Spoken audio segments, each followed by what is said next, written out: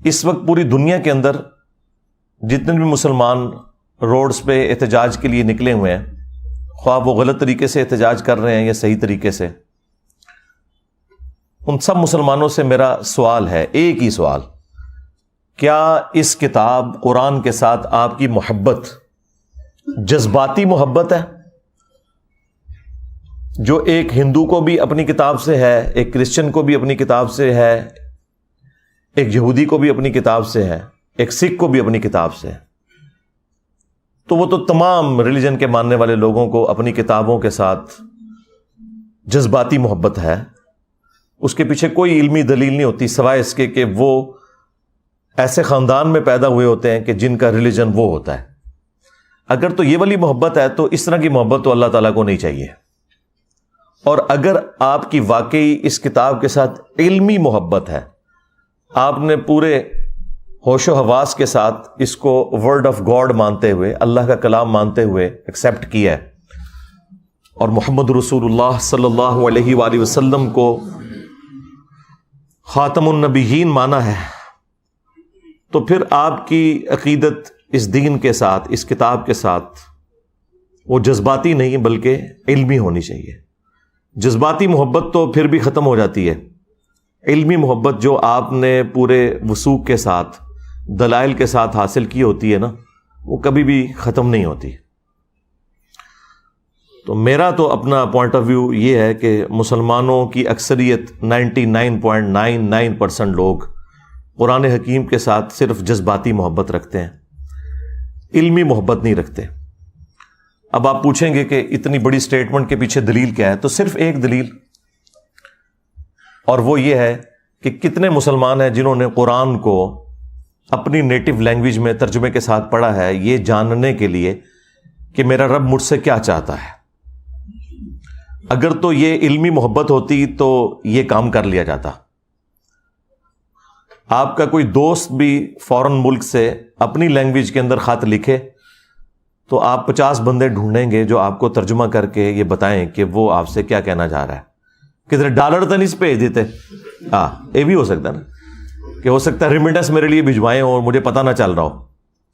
لیکن قرآن وہ مظلوم کتاب ہے کہ جو دنیا میں سب سے زیادہ پڑھی جاتی ہے، لیکن اس کا تاریک پہلو یہ ہے کہ دنیا میں سب سے زیادہ بغیر سمجھ کے پڑھی جانے والی کتاب اگر کوئی ہے نا تو وہ یہ کتاب ہے، سب سے زیادہ بغیر سمجھ کے۔ اس وقت بمشکل 15 سے 20% مسلمان ہیں جو بائی برتھ عربی ہیں، باقی تو 85% کے قریب مسلمان جو ہیں وہ اجمی ہیں، ادر دین عرب ہیں، اور ان کی نیٹو لینگویج عربی نہیں ہے، اور ان میں سے بھی کتنے لوگ ہیں جو سیکھتے ہیں۔ تو اگر علمی محبت ہے مسلمانوں کی تو یہ جو پروٹیسٹ ہو رہا ہے یہ اپنی جگہ، سب سے پہلے تو اپنے خلاف پروٹیسٹ کریں نا، کہ ہم نے اس کتاب کے ساتھ کیا کیا ہے، ہماری عوام نے، ہمارے علماء نے۔ عوام نے اسے مردے بخشوانے کا ذریعہ مان لیا ہوا ہے، بس اس سے زیادہ کچھ نہیں ہے۔ یا زیادہ سے زیادہ کسی نے چھلانگ ماری تو ناظرہ، کسی نے تھوڑی لمبی چھلانگ ماری تو بچے کو حفظ کروا دیا، ایک طوطا بنا دیا جسے کچھ نہیں پتا، اور وہ اس امید میں ہے کہ یہ حافظ قرآن ہمیں ساتھ لے کے جائے گا۔ کتنے لے کے جائے گا یہ آگے جا کے پتہ چلے گا۔ بھائی یہ جو ابو داؤد کی حدیث المستدرک للحاکم میں جو حدیث موجود ہے، مشکات کے اندر بھی موجود ہے، حافظ قرآن کی فضیلت کے اعتبار سے وہ اس حافظ کے لیے جس نے قرآن کے حلال کو حلال اور حرام کو حرام جانا۔ جس حافظ قرآن کو یہ پتہ ہی نہیں قرآن میں کیا لکھا ہوا ہے تو وہ یہی کرے گا نا کہ رمضان کے دنوں میں چھوٹی چھوٹی وہ خشخشی داڑھی رکھ لے گا اور تراویح پڑھائے گا مسجد کے اندر جا کے، اینڈ پہ معاوضہ وصول کرے گا اس کا، اور عید والے دن جا کے شیو کروا دے گا، اور پھر اگلے رمضان میں دیہڑی لگانے کا انتظار کرے گا۔ زیادہ تر حافظ تو ایسے ہی ہیں۔ اور جو آپ کو باعمل حافظ قرآن نظر آ رہے ہیں تو ہمارے علماء کا بھی باعمل ہونا یہ ہے کہ کوئی پگڑی یا داڑھی رکھ لے اور شلوار ٹخنوں سے اوپر کر لے یا ہاتھ میں تسبیح پکڑ لے۔ یہ تو ایک چھوٹا سا جز ہے عمل کا۔ باعمل حافظ قرآن یہ ہے کہ جو قرآن کی تعلیمات کو منوان اسی طریقے سے تسلیم کرتا ہے اور اس پر عمل کرتا ہے۔ تو عمل تو اسی صورت میں کرے گا نا جب اسے پتا ہوگا کہ قرآن کے اندر کیا لکھا ہوا ہے. جب مسلمان کو یہ پتہ ہی نہیں قرآن میں کیا لکھا ہے, اس نے عمل کہاں سے کرنا ہے؟ اب جن لوگوں کو سمجھ تھی, یعنی علماء کا طبقہ جن کا کام تھا کہ وہ عوام الناس کو دین سکھاتے, وہ الٹا اسلام کے دشمن بن گئے انجانے میں, یا ہو سکتا ہے بعض جان بوجھ کے بھی ایسے کرتے ہوں, کہ انہوں نے پبلک میں یہ مشہور کر دیا کہ قرآن و حدیث ڈائریکٹ نہ پڑھنا, گمراہ ہو جاؤ گے. آپ مجھے ایمانداری کے ساتھ بتائیں کہ اگر یہ جملہ کوئی کافر بولے, جیوز میں سے, کرسچنز میں سے, ہندوؤں میں سے, کہ یار قرآن ڈائریکٹ نہ پڑھنا, گمراہ ہو جاؤ گے, تو ہم اس کی شکل دیکھ کے یہ فیصلہ کریں گے اچھا یہ ہندو ہے نا اس لیے مجھے کہہ رہا ہے, تو ہم اس کے ساتھ لڑ پڑیں گے کہ تو قرآن کا دشمن ہے. لیکن یہ جو مسلمان نما کافر ہر جمعے کو ممبر پہ چڑھتا ہے اور دنیا میں ملینز آف یہ کفار کے ایجنٹ مولویوں کی شکل میں ممبروں پہ چڑھے ہوئے ہیں, اور آپ کو یہ کہتے ہیں قرآن و حدیث ڈائریکٹ نہیں پڑھنا, آپ گمراہ ہو جاؤ گے, اس پہ تو آپ سبحان اللہ کہہ رہے ہوتے ہیں. اس پہ تو میں نے یہ آواز بلند کی ہے نا ان کے خلاف. باقی تو سارے گونگے شیطان ہی بنے رہے ہیں, یہ دبے الفاظ میں بات کرتے ہیں جی علماء سے جا کے سیکھیں. علماء نے تو خود قرآن نہیں سیکھا وہاں. اور پھر مجھے نہیں سمجھ آتی کہ یہ پبلک کے اندر انہوں نے کیوں مشہور کر دیا ہے کہ جی قرآن ڈائریکٹ نہیں پڑھنا. بھئی قرآن کوئی بھی ڈائریکٹ نہیں پڑھتا, آج تک کسی نے قرآن ڈائریکٹ نہیں پڑھا. ایک مسلمان اردو لنگوسٹک والا جب احمد بریلوی صاحب کا ترجمہ پڑھتا ہے تو وہ قرآن ڈائریکٹ کہاں سے پڑھ رہا ہے؟ وہ تو احمد بریلوی صاحب سے قرآن پڑھ رہا ہے. اگر کوئی ڈائریکٹ اشرف علی تھانوی صاحب کا ترجمہ پڑھتا ہے تو وہ قرآن ڈائریکٹ کہاں سے پڑھ رہا ہے؟ وہ تو اشرف علی تھانوی صاحب سے قرآن پڑھ رہا ہے. اب کیا دنیا میں کوئی بریلوی یہ جرت کرے گا کہ میں اعلیٰ حضرت احمد بریلوی سے بہتر قرآن کا ترجمہ کر سکتا ہوں؟ کوئی زندہ یا مردہ عالم دین جو بریلوی مکتب سے تعلق رکھتا ہو یہ کلیم کر سکتا ہے کہ میں قرآن کو احمد بریلوی سے بہتر ٹرانسلیٹ کر سکتا ہوں؟ نیور. یا کوئی دیوبندی زندہ یا مردہ یہ کلیم کرے کہ میں اشرف تھانوی صاحب سے بہتر ترجمہ کر سکتا ہوں؟ یا کوئی اہل حدیث کہے کہ میں جونا گڑھی سے بہتر ترجمہ کر سکتا ہوں؟ یا کوئی اہل تشیع میں سے کہ جی میں سید فرمان علی شاہ سے بہتر ترجمہ کر سکتا ہوں؟ تو جب ہم لوگوں کو یہ ریفر کرتے ہیں کہ آپ اپنے اپنے مکاتب فکر کے علماء کے ترجمے پڑھیں تو ہم انہی علماء سے آپ کو پڑھا رہے ہوتے ہیں. یہ جو انہوں نے ڈکوسلا مچایا نا کہ ڈائریکٹ نہیں پڑھنا گمراہ ہو جائیں گے, انہیں کہ ہم ڈائریکٹ پڑھ ہی نہیں رہے, ہم تو پڑھ رہے ہیں آپ کے بڑوں سے. صحابہ کرام علیہم رضوان میں 1% بھی لوگ نہیں تھے جو لکھنا پڑھنا جانتے تھے. صرف یہ تھا کہ قرآن عربی میں تھا, ان کی اپنی زبان عربی میں تھی. نبی علیہ السلام جب قرآن پڑھتے تھے ان پہ اثر ہو جاتا تھا. آج اگر قرآن آپ کی نیٹو لینگویج کے اندر ہے, آپ بے شک لکھنا پڑھنا بھی نہ جانتے ہو, آپ کو پتہ چل جائے گا قرآن میں لکھا کیا ہوا ہے. مجھے بتائیں یہ 11 ستمبر 2001 ٹوئنز ٹاور کا جو اٹیک ہوا امریکہ میں, اس کے بعد جو ہزاروں لوگ مسلمان ہوئے ہیں پچھلی 2 دہائیوں کے اندر, کیا انہوں نے علماء سے جا کے قرآن پڑھا؟ اور ان کی اوقات تو یہ ہے کہ دوسری اذان کے وقت لوگ مسجد میں آ رہے ہوتے ہیں. انہوں نے انگریزی میں قرآن کا ترجمہ پڑھا, اسلام قبول کر لیا. اور پھر ان میں سے کئی لوگ ہیں جنہوں نے باقاعدہ پھر اسلام کے دفاع میں کتابیں لکھی, اور یہاں بڑے بڑے علماء بڑے فخر سے بتاتے ہیں کہ دیکھیں جی یہ فلاں انگریز ہے, اس نے نبی صلی اللہ علیہ وآلہ وسلم کے حق میں یہ کتاب لکھی ہے. اب انہی علماء سے پوچھیں کہ بھئی اس کے پاس تو ڈگری نہیں ہے, تم اس کی تعریف کیوں کر رہے ہو؟ وہ کہتے ہیں ڈگری چھوڑیں, بات بڑی اچھی کی ہے, کیونکہ اس کے نام کے ساتھ انجینئر تو نہیں نہ آتا. ہاں بس چپ کیتے رہو, انجینئر آئے گا پھر دیکھ لیں گے. دیکھیں آپ لوگوں کو میں چھوٹی چھوٹی ایسی چیزیں بتاتا ہوں جس سے آپ کا دماغ کھلے, کہ جب آپ غیر مسلموں کی مثالیں دیتے ہیں کہ فلاں نے نبی علیہ السلام کی شان میں یہ کتاب لکھ دی, فلاں نے یہ لکھ دی, تو یار وہ کوئی ڈگری والے لوگ ہیں؟ نہیں, انہوں نے قرآن بھی اپنی نیٹو لینگویج میں اسٹڈی کیا ہوتا ہے, لیکن چونکہ وہ پوری نیک نیتی کے ساتھ یہ کرتے ہیں, اللہ تعالیٰ انہیں اسلام تک بھی پہنچا دیتا ہے. کئی ایسے لوگ بھی ہوتے ہیں اور ان کی ورکنگ آپ کو نظر آتی ہے اور آپ کوٹ کرتے ہیں, ان کے ساتھ کی ورکنگ آپ کے لوگ نہیں کر سکتے. اور یہی حال یہاں پر بھی ہے.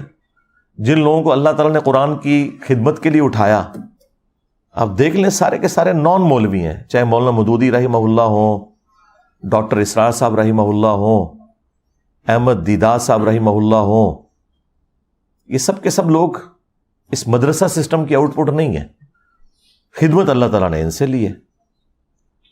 تو یہ جو علماء ممبروں پہ چڑھ کے آپ کو یہ کہہ رہے ہیں کہ قرآن و حدیث ڈائریکٹ نہ پڑھنا گمراہ ہو جاؤ گے، ان سے بڑا اسلام کا دشمن کون ہو سکتا ہے؟ ہم کس حوصلے کے ساتھ ان کی یہ باتیں سن لیتے ہیں؟ ویسے تو لاجیکلی یہ غلط بول رہے ہوتے ہیں، لیکن ان کے یہ الفاظ کیا قابل گرفت نہیں ہے کہ تم اسلام کی پیٹھ میں چھرا گھونپ رہے ہو؟ اصل میں یہود و نصارہ کے کفار کے ایجنٹ یہ لوگ ہیں جو آپ کے ممبروں پہ بیٹھے ہوئے ہیں کہ جی قرآن و حدیث ڈائریکٹ نہیں پڑھنا۔ اور یہ کہہ رہے کیوں ہیں؟ ان کو پتا ہے کہ ان کے فرقے کا کوئی عقیدہ قرآن و سنت کے مطابق نہیں ہے۔ انہیں فوراً فکر لگ جاتی ہے کہ اگر کسی نے قرآن ترجمے سے پڑھا تو پھر مرے ہوئے بزرگوں کو، بابوں کو پکارنا چھوڑ دے گا، ایک اللہ کا پکارنے والا وہ بن جائے گا۔ ایاک نعبد و ایاک نستعین۔ انہیں یہ فکر لگ جاتی ہے کہ اگر اس نے صحیح بخاری اور صحیح مسلم پڑھ لی تو اسے تو پتہ چلے گا کہ نماز کا طریقہ تو ایک ہی لکھا ہوا ہے تمام کتابوں کے اندر، سنی ہو یا شیعہ، اور سنیوں کی بھی ٹاپ آف لسٹ جو کتابیں بخاری اور مسلم، اس میں تو نماز کا طریقہ رکوع میں جاتے وقت اور رکوع سے اٹھتے وقت رفع الیدین کے ساتھ لکھا ہے۔ تو میں پھر اس کو کیسے سنبھالوں گا؟ یہ تو آگے مجھ سے پوچھے گا کہ بخاری مسلم تمہارے مدارس میں اگر پڑھائی جا رہی ہے تو تم لوگ نماز سنت کے مطابق کیوں نہیں پڑھ رہے؟ یہ پیچھے ریزن ہے، ان کے چندے بند ہو جائیں گے، یہ آپ کو کبھی بھی قرآن و حدیث ڈائریکٹ نہیں پڑھنے دیں گے۔ اسلام کے ساتھ دشمنی یہ لوگ کر رہے ہیں، قرآن کے بڑے دشمن یہ ہیں۔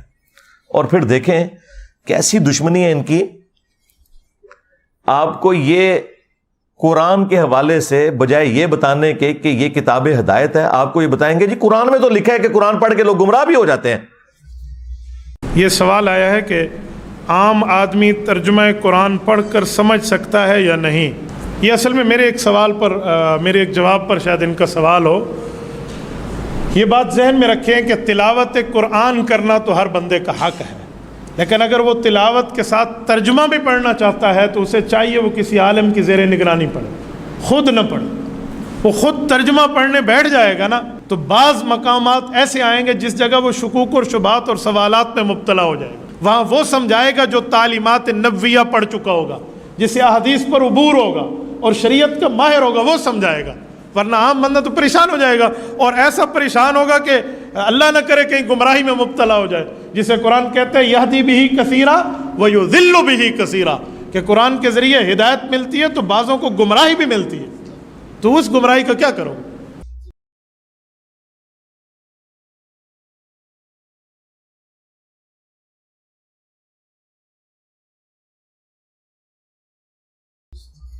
استغفر اللہ۔ میری یہ بات یاد رکھیے گا، اگر کسی کا یہ عقیدہ ہے کہ قرآن لوگوں کو گمراہ کرتا ہے، ایسا شخص کافر ہے، اس کے کفر میں شک کرنے والا بھی کافر ہے۔ مسلمان کا یہ عقیدہ ہو ہی نہیں سکتا کہ یہ کتاب گمراہ کرتی ہے، ورنہ ہم غیر مسلم کو یہ کہیں گے کہ بھائی یہ لو کتاب پڑھو، گمراہ بھی ہو سکتے ہو، ہدایت بھی پا سکتے ہو، آگے تمہاری اپنی مرضی ہے۔ اوکے کہ جی کول ہی رکھو، ہاں لاجیکل۔ آج اگر کوئی غیر مسلم اسلام قبول کرنا چاہے یا اسلام کو سٹڈی کرنا چاہے اور ہم سے پوچھے بتاؤ تمہاری کتاب کون سی ہے، ہم اسے قرآن دیتے وقت یہ کہیں گے کہ یہ ہماری کتاب ہے، لیکن 50-50 چانسز ہیں، گمراہ بھی ہو سکتے ہو، ہدایت بھی، کہ جی کول ہی رکھو۔ اور اگر کوئی میرے جیسا مسلمان وہ یہ کہے کہ یہ ہماری کتاب ہے، اسے پڑھو، یہ سراپا ہدایت ہے، اور آگے سے اگر وہ انگریز پوچھ لے کہ کیا تو نے بھی یہی قرآن پڑھ کے اپنے عقیدوں کی اصلاح کی تھی، تو 99% مسلمان جو ہے نا اس کا منہ دیکھیں گے کہ نہیں۔ پھر وہ آگے سے اگر یہ پوچھ لے کہ اگر تو نے اس کتاب سے ہدایت حاصل نہیں کی ہے تو مجھے کیوں مشورہ دے رہا ہے، تو ہمارے سر شرم سے جھک جائیں گے۔ قرآن میں کہیں نہیں لکھا یہ قرآن گمراہ کرتا ہے۔ وہ ایک جملہ، جس طرح میرے کلپ یہ چھوٹے چھوٹے کاٹتے ہیں نا، یہ اللہ کا کلپ کاٹا ہوا ہے ان مولویوں نے۔ یہ مولوی اتنے ظالم ہیں کہ یہ اللہ کے بھی کلپ کاٹتے ہیں۔ یضل بہ کثیرا ویہدی بہ کثیرا، یہ اللہ کا کلپ انہوں نے قرآن سے کاٹا ہے۔ قرآن میں یہ نہیں لکھا ہوا تھا کہ یہ کتاب گمراہ کرتی ہے۔ قرآن میں تو یہ لکھا تھا کہ اللہ تعالیٰ اس بات سے حیا محسوس نہیں کرتا کہ وہ بات سمجھانے کے لیے مچھر کی مثال دے یا اس سے بھی کسی حقیر چیز کی. اس کا مقصد بات سمجھانا ہے. لیکن جو واقعی بات ماننے والے ہوتے ہیں اللہ تعالیٰ فرماتا ہے کہ وہ یہ جانتے ہیں کہ یہ قرآن اللہ تعالیٰ کی طرف سے حق ہے. اور جو بات ماننے والے نہیں ہوتے وہ اس میں کیڑے نکالتے ہیں اور وہ کہتے ہیں کہ اللہ نے قرآن میں یہ مثال کیوں بیان کی, سورۃ الحج میں مکھی کی بیان کر دی, سورہ العنکبوت میں مکڑی کی بیان کر دی. تو اللہ تعالیٰ تو اتنی بڑی ہستی ہے تو یہ چھوٹی چھوٹی مثالیں کیوں بیان کرتا ہے؟ تو اس کے جواب میں اللہ تعالیٰ نے فرمایا کہ جو اہل ایمان ہے وہ تو جانتے ہیں کہ یہ حق ہے تیرے رب کی طرف سے, کیونکہ اس کا مقصد بات سمجھانا ہے. اچھا استاد وہ ہوتا ہے جو اسٹوڈنٹ کے لیول پہ اتر کے بات کو سمجھاتا ہے, اپنے علم کا روب نہیں ڈالتا موٹے موٹے الفاظ بول کے.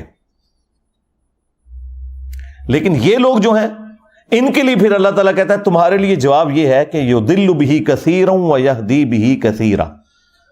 اللہ تعالیٰ اس کتاب کے ذریعے گمراہ کر دیتا ہے بہت سے لوگوں کو. کن لوگوں کو؟ کہ جو نہیں مانتے کہ یہ اللہ کا کلام ہے اور جو اللہ کی مثالوں کے ساتھ ایگری نہیں کرتے. اور ہدایت دے دیتا ہے بہت سے لوگوں کو. وما یضل بہ الا الفاسقین. اور اس سے گمراہ نہیں ہوتے مگر جو فاسق ہیں, 2 نمبر لوگ جو اترے میں. اس کو مثال سے سمجھیں کہ ایک ہی بارش ہے, وہ اگر گندگی کے ڈھیر پر برسے گی تو وہاں سے تعفن نکلے گا, اور اگر مٹی پہ برسے گی وہاں سے پھول اور پودے نکلیں گے. تو اللہ تعالیٰ فرما رہا ہے کہ جو یہ قرآن کو تانا دیتے ہیں نا کہ قرآن میں چھوٹی چھوٹی مثالیں کیوں آئی ہیں, تو اللہ تعالیٰ نے فرمایا کہ جو اہل ایمان ہے وہ تو جانتے ہیں کہ اللہ بات سمجھانا چاہ رہا ہے, اور تم چونکہ بات نہیں سمجھنا چاہ رہے تو یہ اسی لیے نازل ہوئی ہے تاکہ تم اس میں کیڑے نکالو اور گمراہ ہو جاؤ.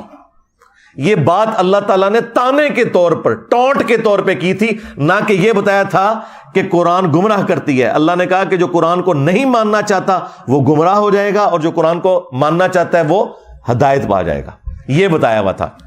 اس کو انہوں نے کہہ دیا قرآن گمراہ کرتا ہے. نعوذ باللہ. یہ تو لکھے نہیں یضل بہ. اللہ نے اس مثال کے ساتھ بہت سے لوگوں کو گمراہ کر دیا. کن کو گمراہ کر دیا؟ جو لوگ اس مثال کو نہیں ماننا چاہتے, چھوٹی چھوٹی مثالوں کو, اور بہت سے لوگوں کو ہدایت مل گئی. جس طرح قرآن میں کئی جگہ ہے کہ جب قرآن نازل ہوتا ہے تو جو اہل ایمان ہے ان کا ایمان بڑھتا ہے. جب کافر ان سے پوچھتے ہیں کہ یہ آیات نازل ہونے سے کیا ہوا, تو اللہ تعالیٰ فرماتا ہے کہ اہل ایمان تو کہتے ہیں ہمارا ایمان بڑھتا ہے اس سے. یعنی جو بات ماننے والے ہیں ان کا ایمان بڑھے گا. اگر کسی کا ایمان نہیں بڑھ رہا اور وہ کہہ رہا ہے میں اس سے گمراہ ہو رہا ہوں, تو اس کا مطلب یہ ہے کہ وہ تو ایمان والا ہی نہیں, اور یہ زیادہ تر مسلمان ہی کہتے ہیں. تو اپنے ایمان کی فکر کرو. پھر دوسری مثال آپ کو دیتے ہیں سورہ الجمعہ سے. وہ کہتے ہیں کہ جی سورہ الجمعہ میں اللہ تعالیٰ نے فرمایا ہے علماء یہود کی مثال گدھوں کی سی ہے, جس طرح گدھے پر کتابیں لاد دی جائیں. تو یہ کوئی کتابیں سامنے رکھ کے یا کتابیں پڑھ کے کوئی بندہ عالم نہیں بن جاتا. یہ تو اللہ تعالیٰ نے گدھوں کی مثال بیان کی ہے. حالانکہ یہ انہی کو ہی اللہ تعالیٰ نے گدھوں سے مثال دی ہے کہ جو لوگ کتابیں صرف سامنے رکھتے ہیں پڑھتے نہیں, ان کے شوکیسوں میں سجی ہوئی ہوتی ہیں. کیوں؟ گدھے پہ اگر آپ کتابیں لاد دیں تو گدھا کتاب کا صرف بوجھ اٹھا سکتا ہے, پڑھ نہیں سکتا. تو اللہ نے علماء یہود کو کہا کہ تم نے بھی ان کتابوں کا بوجھ اٹھایا ہوا تھا کئی صدیوں سے, تمہیں پتا تھا کہ اس کتاب کے اندر آخری پیغمبر کی پیش گوئیاں لکھی ہیں, لیکن جب وہ پیغمبر آئے ہیں تم ان کے انکاری ہو گئے ہو. تو تمہاری مثال ان گدھوں کی سی ہے کہ جن پہ کتابیں لدی ہیں, تم نے وہ کتاب پڑھ کر اس پیغمبر کو نہیں پہچانا. کتاب پڑھنے والوں کو تانا نہیں دیا اللہ نے, نہ پڑھنے والوں کو گدھے کا ہے, یعنی آپ کے بھی علماء کو جنہوں نے شوکیسوں میں سجائی ہوئی اور کہتے ہیں قرآن ڈائریکٹ نہ پڑھنا گمراہ ہو جاؤ گے.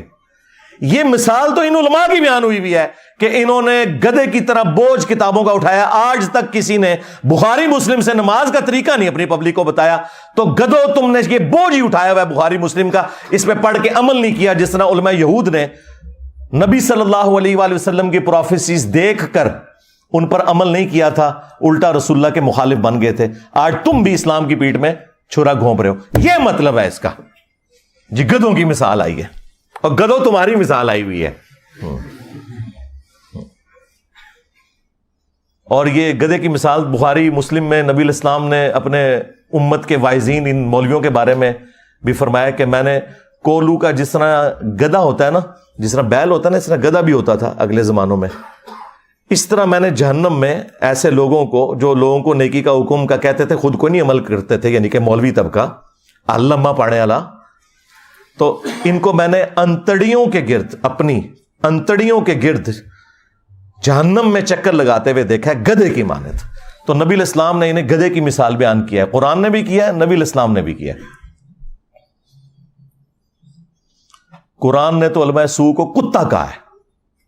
سورۃ الاعراف کی آیت نمبر 175 اور 176 میں بلعام بن باعورہ جو ایک یہودی عالم تھا, تفصیل اس کی المستدرک للحاکم میں موجود ہے. اللہ نے علم دیا تھا لیکن پستی میں گر گیا, دنیا کا کتا بن گیا. اچھا, وہ چندوں کے چکر میں پڑ گیا. اللہ نے کہا کہ ہم نے اسے علم دیا تھا لیکن وہ دنیا کا طلبگار ہو گیا. اب اس کی مثال کتے کی سی ہے. جس طرح کتا ہر وقت زبان باہر نکالے ہوتا ہے, چاہے اس کے پیٹ میں کچھ ہو یا نہ ہو, اس پہ بوجھ ڈالیں نہ ڈالیں, اس کی رالیں ٹپکتی رہتی ہیں نا, اس طرح اس کی رالیں ٹپکتی ہیں. یہ چندہ بک لے کے پھرتا رہتا ہے آج کے دور میں. قرآن پہ, سنت پہ, انبیاء کرام علیہ السلام کی تعلیمات پر عمل کرنے والوں کو اللہ تعالیٰ نے کبھی بھی قرآن میں برا نہیں کہا. ہمیشہ ان کو کہا کہ جو نام لے کر اس پہ عمل نہیں کر رہے, یعنی علماء سو.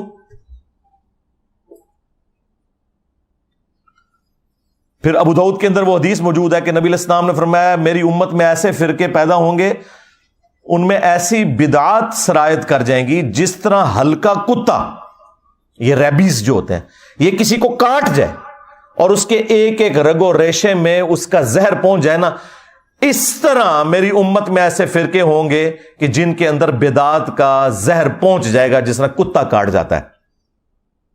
اب میں آپ سے پوچھوں گا, یہ کون سا کتا ہے جو کاٹ جائے تو آپ کے جسم کے اندر مذہب کے پوائنٹ آف ویو سے نیگیٹو چیزیں انجیکٹ ہو جاتی ہیں؟ ظاہر ہے کسی کرکٹر, فٹ بالر, اسکواش کے پلیئر کے کاٹنے سے تو ایسا نہیں ہوگا, مولوی کے کاٹنے سے ہی ہوگا نا, کیونکہ دین کا کسٹوڈین اور دین سکھانے والا کون ہے؟ مولوی. تو یہ ہلکا کتا کون ہے؟ اور اگر آپ کو یقین نہ آئے تو آپ بریلویوں سے پوچھ لیں کہ دیوبندیوں کے علماء کیا ہیں, وہ کہیں گے بلعام بن باعورہ. ہاں, دیوبندیوں سے پوچھیں, وہ کہیں گے بریلویوں کے علماء بلعام بن باعورہ. تو میں جو بات کر رہا ہوں اس کے اوپر اجماع امت ہے. ہاں, ذہن میں رکھیے گا, میں نے کوئی ایسی بات نہیں کی ہے کہ جس کے اوپر اتفاق نہ ہو. وہ اپنی اینک لگا کے دیکھ رہے ہوتے ہیں نا, اس لیے ان کو برا لگ رہا ہوتا ہے. آپ کسی بھی مسلمان سے پوچھیں کہ یہ قرآن حکیم میں جو اللہ نے مختلف جگہ پہ فرمایا ہے کہ جو گمراہی کے پیشواں ہیں یہ اپنے ماننے والوں کو اپنے ساتھ جہنم میں لے کے جا رہے ہوں گے, تو اگر کسی بریلوی سے پوچھیں کیا اس سے مراد احمد صاحب بریلوی صاحب ہوں گے, کہے گا نہیں, یہ تو دیوبندیوں کے بارے ہے. دیوبندیوں سے پوچھیں, وہ کہیں گے احمد صاحب بریلوی کے بارے میں, اور یہ کہتے ہیں, وہ کتابوں میں بھی لکھا ہے. نہ تسلی ہو تو المحند علی المفند اور حسام الارمین پڑھ کے آپ دیکھ لیں. شیطانی لشکر کہہ دیا ہے, کتا تے شاہی کوئی نہیں, شیطانی لشکر. شیطان سے بڑا تو اللہ کا کوئی دشمن نہیں نا اس پلانٹ ارتھ پہ, اس کائنات کے اندر سب سے بڑا گمراہ شخص اگر کوئی ہے نا, شیطان ہے. تو یہ سارے ایک دوسرے کو کہتے ہیں, صرف ہم نے اس کو ایکسپوز کر دیا ہے پبلک کے سامنے کہ ان کا پوائنٹ آف ویو کیا ہے. آج بھی یہ لوگ سوچ رہے ہوں گے کہ دیکھو مسئلہ سویڈن ہی جو ہے تو انجینئر صاحب ساڑھے مگر پہ گئے ہیں. اس لیے پڑھے ہیں کہ بھائی ان کی دشمنی تو سب پہ عیاں ہے, پوری دنیا کے لوگ انہیں برا کہہ رہے ہیں. تم لوگ جو ہے نا عزتیں اویل کر رہے ہو اللہ رسول کے نام کے اوپر, تمہارے جو چہروں کے اوپر میک اپ ہے نا یہ تو میں نہیں اتارنا ہے نا. ان سے ہمیں کم تکلیف ہے. تم نے ہماری نسلیں خراب کر دی, ہمارے آباء و اجداد کو جہنم میں پہنچایا تم لوگوں نے. قرآن و سنت کے نام پہ جو تم بتاتے رہے, جو چورن بیچتے رہے, وہ ہمارے بڑے یہی سمجھتے رہے یہی قرآن و سنت میں لکھا ہوا ہے. اس نے تو دنیاوی طور پر قرآن کو آگ لگانے سے کیا قرآن ختم ہو جائے گا؟ زیادہ سے زیادہ ہمیں ایک تکلیف ہوئی ہے نا, تو ہم اس کا اظہار کریں گے. تو مجھے بتائیں کتنے مسلمان ہیں جنہوں نے یہ آگ لگائے جانے والے واقعے کے بعد آ کے وی لاگ بنایا کہ ہاں بھائی آج کے بعد میں 5 وقت نماز پڑھوں گا, میں داڑھی رکھوں گا, اور آج سے ہی میں قرآن ترجمے سے پڑھوں گا, اور میں دیکھوں گا کہ میرے رب نے مجھ سے کیا کہا ہے. تم نے میری اس کتاب کو آگ لگائی ہے, میں آج سے اس کتاب کے مطابق عمل شروع کر دوں گا. ایک کوئی گل کر کے دسے, کوئی نہیں کرتا. نہ کوئی عالم, نہ کوئی وائز کسی کو کہے گا کہ تم ایسا کرو, کیونکہ کتی چورا نہ رلی ہوئی ہے. ہاں, گھر کی حفاظت کے لیے کتا رکھا جاتا ہے نا, اگر وہ چوروں کے ساتھ مل جائے تو پھر اس گھر کی حفاظت نہیں ہوتی. آپ کے بھی یہ علماء سو جن کو قرآن میں کتا کہا گیا, جنہیں سنن نبی داؤد میں نبی الاسلام نے کتا کہا, جنہیں قرآن میں گدھا کہا گیا, جنہیں بخاری مسلم میں نبی الاسلام نے گدھا کہا, یہ بھی مل گئے ہوئے ہیں ان کے ساتھ. قرآن و حدیث ڈائریکٹ نہ پڑھنا گمراہ ہو جاؤ گے, قرآن و حدیث ڈائریکٹ نہ پڑھنا گمراہ ہو جاؤ گے. اور اس بات کے اوپر کسی کی جرت ہی نہیں ہوتی کہ بولے, کہ ان کو للکارے کہ یار یہ کیا بات تم کر رہے ہو, یہ اسلام کے ساتھ دشمنی کر رہے ہو. کیا یہ قرآن و حدیث میں کہیں لکھا ہوا ہے کہ قرآن و حدیث ڈائریکٹ نہ پڑھنا گمراہ ہو جاؤ گے؟ وہ ایک آیت تھی انہوں نے جو میں نے اس کا بھی کھول دیا کہ وہ اللہ تعالیٰ کا کلپ کاٹا ہوا ہے انہوں نے. اللہ نے کہا جو قرآن کو نہیں مان رہے وہ گمراہ ہو جائیں گے, اور جو اہل ایمان ہے وہ تو کہتے ہیں یہ حق ہے. یہ ساتھ ہی لکھا ہوا ہے اسی آیت کے اندر, یہ کلپ کاٹا ہوا ہے انہوں نے. پرانی عادتاں نے نا جی, پوتڑیاں دے وگڑے نے. انجینئر صاحب دے کلپ نہیں کاٹ رہے, انہوں نے اللہ دے بھی کلپ کٹے ہوئے نے. یضل بہ کثیرا. اور ظالم انسان, کیا تجھے قرآن میں یہ آیت نظر نہیں آئی تھی؟ شہر رمضان الذی انزل فیہ القرآن, رمضان کا مہینہ وہ ہے جس میں قرآن نازل ہوا. ھدی للناس, پوری انسانیت کے لیے ہدایت ہے. وبینات من الہدی, اور اس میں ہدایت کے روشن دلائل ہیں. والفرقان, اور یہ کتاب حق اور باطل میں تمیز کرنے والی کتاب ہے. ھدی للناس, پوری انسانیت کے لیے, مسلمان ہو یا کافر ہو. اور صحیح بخاری میں ہے محمد فرق بین الناس, محمد فرق ہے لوگوں میں حق اور باطل کے اندر. تو دیکھ لیں, نہ انہوں نے قرآن کو پکڑا ہے, نہ محمد صلی اللہ علیہ وآلہ وسلم کی تعلیمات کو پکڑا ہے. اور اگر کوئی پوچھیں تو کہنا جی پیچھے اللہ رسول ہی ہے. ہاں, اللہ رسول پیچھے رکھنے واسطے نہیں ہے, اگے رکھنے واسطے ہے. پیچھے اللہ ہی رسول ہے. عزتیں اویل کی ہیں تم نے اللہ اور اس کے رسول کے نام کے اوپر, عز وجل و صلی اللہ علیہ وآلہ وسلم. چندے کھائے ہیں تم لوگوں نے, جدادیں بنائی ہیں. رسول اللہ صلی اللہ علیہ وآلہ وسلم کے نام پر دھوکہ دے کر لوگوں کو, مکے اور مدینہ کے نام کی آوازیں لگا کر تم نے سواریاں سوار کی, لیکن پھینکی جا کے بغداد میں, اجمیر میں, دیوبند میں, بریلی میں. غداری کی ہے تم لوگوں نے. اور دیکھو پھر اللہ تعالیٰ نے تمہارے اوپر بلائے کتنی بڑی چھوڑ دی ہے. جو کہتا ہے کہ میرے نبی عیسیٰ ہے ہی کوئی نہیں, تیرے بابے تھے شے ہی کوئی نہیں. اس تکلیف کا اندازہ آپ کو ہوگا جب آپ دعوت کا کام کریں گے.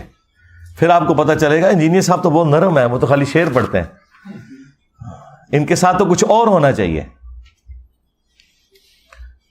یہ قرآن کے ساتھ غداری ان لوگوں نے کی ہے. اگر آج مسلمان اس واقعے کے بعد یہ ایک سبق لرن کر لینا کہ ہم نے خود بھی قرآن پڑھنا ہے ترجمے سے, قرآن کی تعلیمات کو سیکھنا ہے اور اپنی اولاد کو بھی سکھانا ہے, تو میں کہتا ہوں یہ نقصان کچھ بھی نہیں ہے اگر ہم یہ کرنے میں کامیاب ہو جائیں. قرآن حکیم میں اللہ تعالیٰ نے تو آپ کے پروفٹ صلی اللہ علیہ وآلہ وسلم کا جو انسٹرومنٹ آف دعویٰ ہے نا وہ قرآن بتایا. وَأُوحِيَ إِلَيَّ هَذَا الْقُرْآنُ لِأُنذِرَكُمْ بِهِ وَمَنْ بَلَغَ.